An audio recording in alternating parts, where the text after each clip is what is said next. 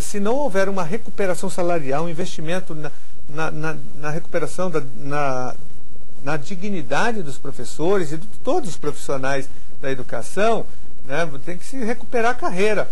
A avaliação de mérito, ela até poderia existir, mas no outro momento, no outro contexto. Nesse contexto, ela se torna uma ferramenta política contra os professores, contra os profissionais da educação. Os professores não têm medo de avaliação, mas eles querem ser avaliados de uma forma correta, né, de uma forma justa, não dessa maneira como o governo vem realizando as avaliações, que tem um caráter punitivo e político. Se pode falar de um êxodo na carreira, já visto que o país está crescendo, se desenvolvendo e a classe média se expandindo, ou seja, alguns professores estão mudando de ramo?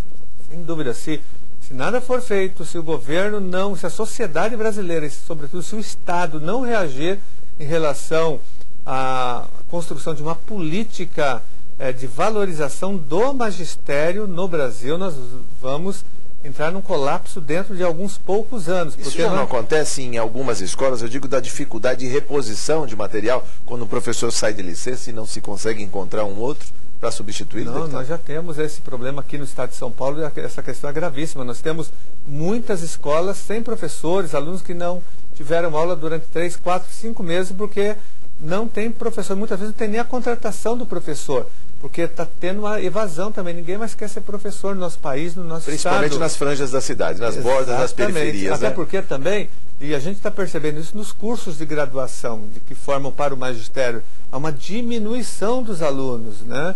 Procurando cursos de história, de geografia. Tem muitas faculdades fechando, inclusive, por conta disso. Então, fazemos um apelo aqui ao governo federal, ao governo estadual, para que haja aqui uma construção de uma política educacional no sentido de valorizar de fato, do ponto de vista salarial, do ponto de vista das condições de trabalho e do ponto de vista da formação continuada dos profissionais da educação. Senão nós vamos entrar num verdadeiro colapso na rede pública de ensino. Com reflexos em toda a sociedade, eu diria, deputado, até porque com o país em crescimento há uma nova exigência de formação de profissionais.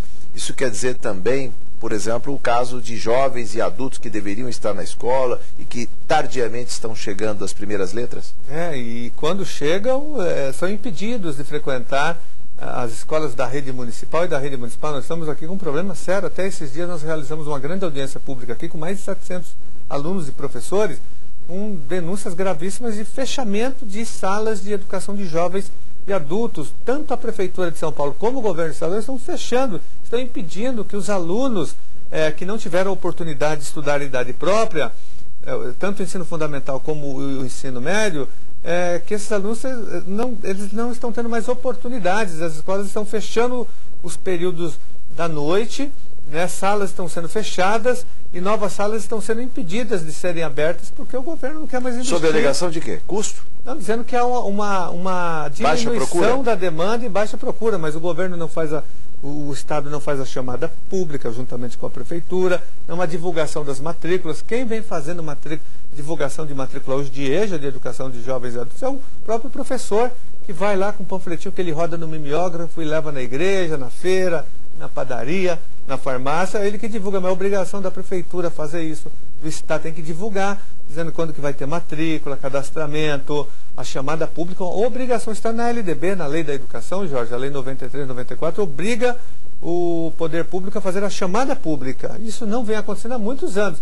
Então, há uma tentativa de esvaziamento. O governo está propositalmente esvaziando o EJA, a Educação de Jovens e Adultos, no Estado de São Paulo e na Prefeitura de São Paulo. E a consequência disso para o futuro do país? Eu digo isso, deputado, até porque o IBGE está batendo nas portas dos brasileiros, fazendo consultas, tentando aferir números de analfabetismo, e eu digo isso porque ao mesmo tempo em que aumenta o número de matrículas nas universidades, ou seja, mais gente com o canudo na mão, procurando melhores empregos, fica um fosso da desigualdade com esses que não têm escola, mesmo em idade tardia. Exatamente. O Brasil se o Brasil está se desenvolvendo economicamente, se é um avanço econômico, um certo avanço econômico, pelo menos para uma parte da população, temos que entender que se a educação não acompanhar esse desenvolvimento econômico, o próprio desenvolvimento econômico vai ter um limite de crescimento, porque ele não avança.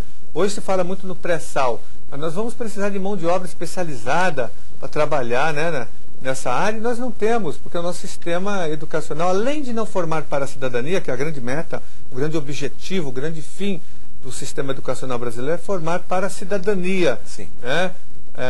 Isso não vem acontecendo. Além disso, não forma também nem para o trabalho, para o mundo do trabalho. Então tem essas duas falhas no sistema educacional brasileiro.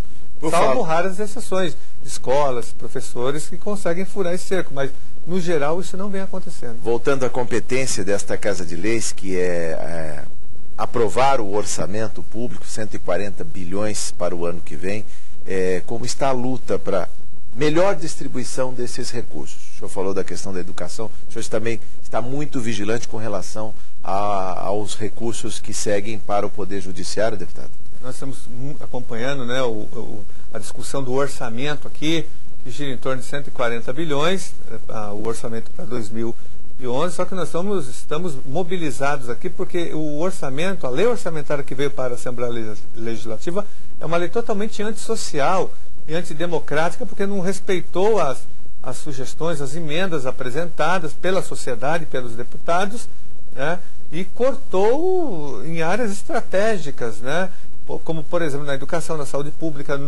na segurança pública e, sobretudo, também agora no judiciário.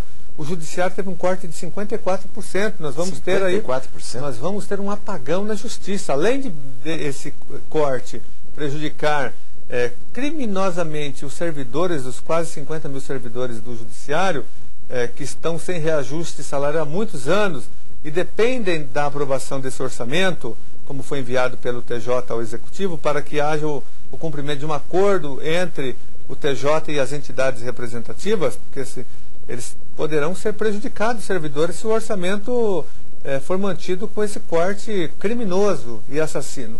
A quem interessa engessar o trabalho da Justiça, deputado? Olha, o Executivo ele, além de controlar o Legislativo, a Assembleia Legislativa, ele também controla com as verbas, com o dinheiro, com a chave do cofre, o Executivo. Ele deixa o refém, o Judiciário refém, e o Legislativo também. Ele tem o dinheiro na mão, né? Sim.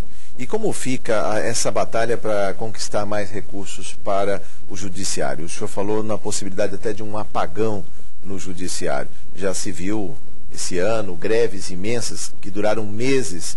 Isso pode voltar a acontecer em 2011? E como fica a situação? Ou seja, o Estado também é um grande demandante da Justiça. Primeiro o Executivo. Nós tivemos uma greve de 127 dias desse ano, né, dos servidores da Justiça, uma greve justa que nós apoiamos, inclusive, porque a situação do Judiciário é de calamidade pública. E o Judiciário, os servidores fizeram um grande alerta para a população, mostrando o caos que está o Poder Judiciário e as contradições do Poder Judiciário também. Agora, se nada for feito, repito, nós corremos um risco de ter uma nova paralisação no ano que vem. Agora, eu digo que a Justiça já está muito paralisada há muitos anos, independente da greve. É uma Justiça lenta, burocrática, cara, velha, atrasada, né, que tem prejudicado muito a população por conta disso. Ela não é célere, ela não é rápida, né, e o orçamento é muito importante, votar o orçamento do jeito que ele foi enviado para o Palácio dos Bandeirantes, né, sem os cortes, porque além dessa questão dos servidores, que é uma questão gravíssima, se o orçamento não for reposto, né, pode ocorrer um prejuízo imenso para os servidores, mas fora isso também tem as 200 varas que deveriam já ter sido instaladas, né, porque foram criadas, mas não foram instaladas. Existem instalações físicas. A Assembleia Legislativa votou recentemente um projeto de lei para a instalação de dois novos fóruns, o da Capela de Socorro e da região de Boi-Mirim, mas não saiu do papel até agora. Em 2006, a Assembleia Legislativa aprovou também a construção do Fórum de São Mateus, até hoje também não saiu do papel, porque constantemente há corte no orçamento do Judiciário. E nós não podemos, o Judiciário tem que ser independente do Executivo. Isso tira a credibilidade da Justiça. Somos 41 milhões de paulistas. Só na segunda instância, no Tribunal de Justiça, são mais de 18 milhões de processos, deputado. Exatamente. Então, a Justiça hoje, ela está caindo cada vez mais num descrédito. As pessoas desconfiam muito da Justiça. E agora, com a criação do Conselho Nacional de Justiça, muita coisa está vindo à tona.